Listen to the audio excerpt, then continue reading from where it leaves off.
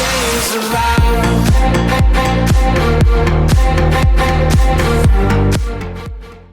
Hello and welcome to the Tottenham America channel. Today we will be giving you our preview on Tottenham's final game in the Champions League group stage against Marseille, and it's do or die in this match. If Spurs win, they go through. If we lose, we're probably at least not going to get first.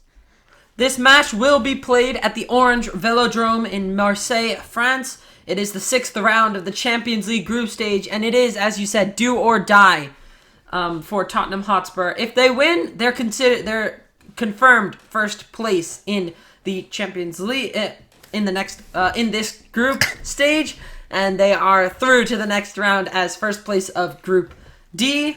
If they draw, it will all be on goal differential, specifically of Sporting or Frankfurt. If one of them win, it'll all be on goal differential. So it's going to be a very, very tight group.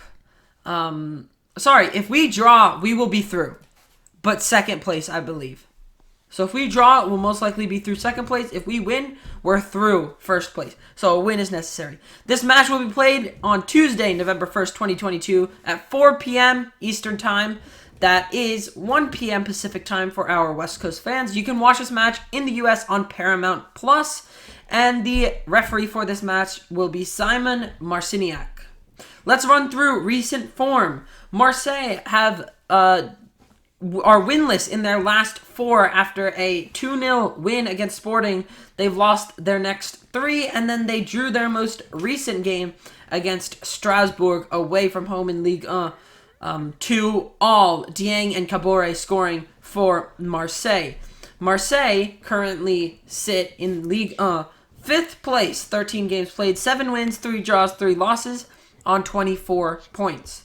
As for Tottenham, a glimmer of hope in the Premier League after 2 successive defeats against Manchester United and Newcastle United.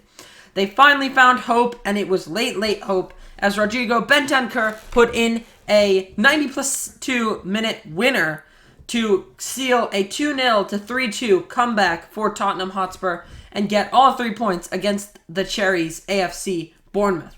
Tottenham Hotspur sit in 3rd place in the Premier League, 13 games played, 8 wins, 2 draws, 3 losses on 26 points. How this looks for the Champions League table now: Tottenham Hotspur sit first in the Champions League, 5 played, 2 wins, 2 draws, 1 loss on 8 points, and just 2 points behind them in 4th place are Marseille, 5 games played, 2 wins, 3 losses, 0 draws on 6 points. There is a 2-point range between 1st and 4th, which just shows you how close of a group this is. I think we could have finished this off earlier, but the other teams, I think, have really, really played well. But I think still we could have finished off a little earlier. Let's continue now into team news. So Marseille have a very short list of injuries.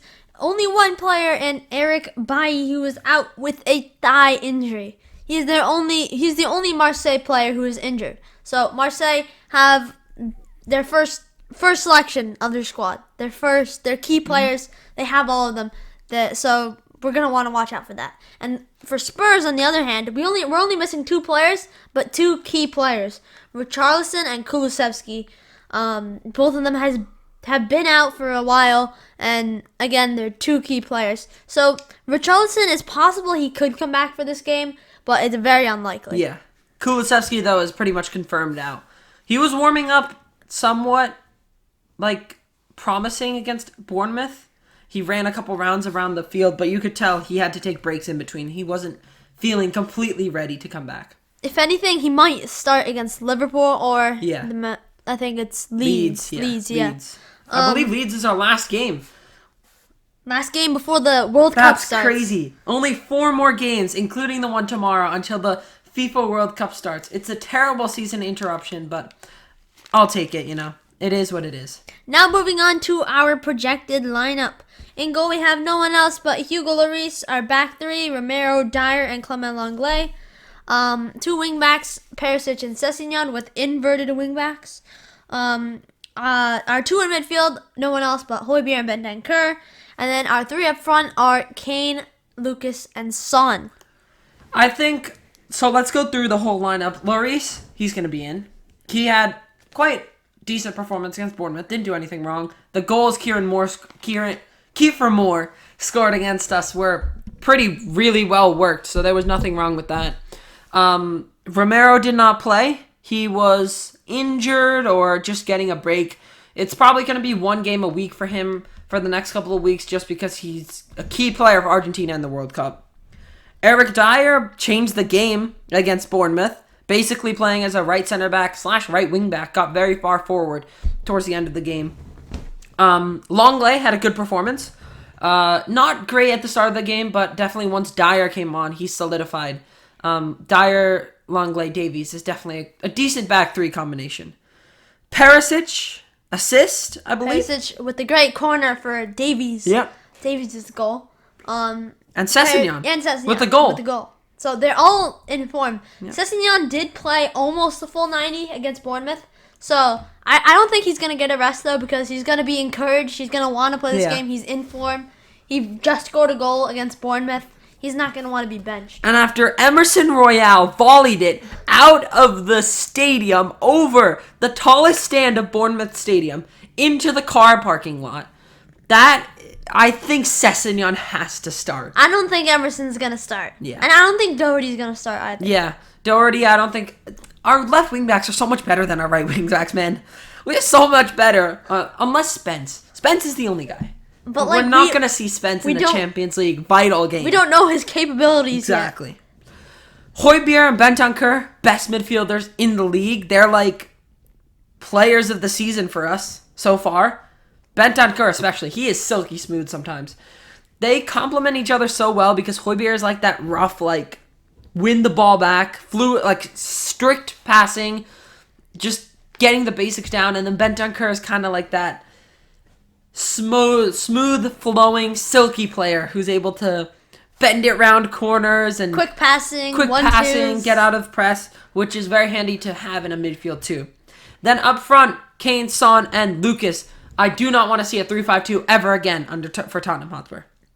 It just does not work. We saw it at the beginning of Bournemouth. We were so cramped in midfield. We were barely able to create any chances. And our front two, Kane is always used to dropping back. Mm-hmm. Still does that. When he gets the ball, who does he pass to? He has Son and only Son. If you looked at the match against Bournemouth, as soon as Lucas came on, after the Kiefer Moore goal went in, Son looked so much more comfortable playing on the left side of a front three than in a front two. Like, it's crazy. He just looked like himself. He was taking on players way more than he did at the front two position. I think that just front three suits our players so much better. And, like, Lucas Moore, he's not the greatest player in the world. He's way off being the greatest. Just him being there is a key factor. Providing an option. And like making a Bournemouth player mark him. Yeah. Another Bournemouth player coming out wide and marking him. Instead of hiding another midfielder in that midfield three, we're putting someone out. And Lucas Moore can be useful because he runs. He may not run the right direction, but he runs. And then, like, there was a point against Bournemouth where Lucas Moura started coming inside. He just ran. He gets fouled in the D of the box, and it's a free kick. Son put it right into the wall, but no one needs to talk about that. Like, still, that's a great opportunity for us. He's creating opportunities, even though he's really not very good as a winger. He was great at wingback, though. Yeah, he is good at wingback. That's another option. We could put Lucas Moura doubling up on the right side. Yeah. Instead of inverted wingbacks, you can put Lucas Moore at wingback. The only problem is then you lose a front three. You have to go to a front two. Because you can put no one else there. Bryan Gil? I don't think he's going to start. I don't think he has the physicality to start. He's a good impact sub. 75, 80 minutes on, bring him on. He does well then, right now. Until he brings up his physicality. But this is a must-win game. We have to come out from minute one and show Marseille that we are ready to fight and just crush them. Up until the game is over. We cannot do what we did against Bournemouth because Bournemouth, if Marseille are in Bournemouth's position, they are taking that 2-0 lead and they are shutting up shop. They are going to defend that lead with their lives and we are never breaking through it, unfortunately. So we have to come out from minute one attacking, fluid football, 3-4-3 because we're too congested in midfield with 3-5-2, and just the way we played in the second half of Bournemouth. Those players, that way we played. That is what we have to do in the second half in the whole game of Tottenham versus Marseille. It's almost purely because of the 3-4-3. It's all in that formation. Yeah. That's our key. That's how we have to line up. That's what our players are used to. Mm-hmm. We can't. Definitely. We try to adapt when Kulusevski and Richarlison are both out, and we don't have a third player there. We have Lucas Moura. We can do that. Yeah. But we don't trust him sometimes. But we have to. We can just slap any player there. Literally, we can slap any player at right wing, and we can do better than a 3-5-2. Literally.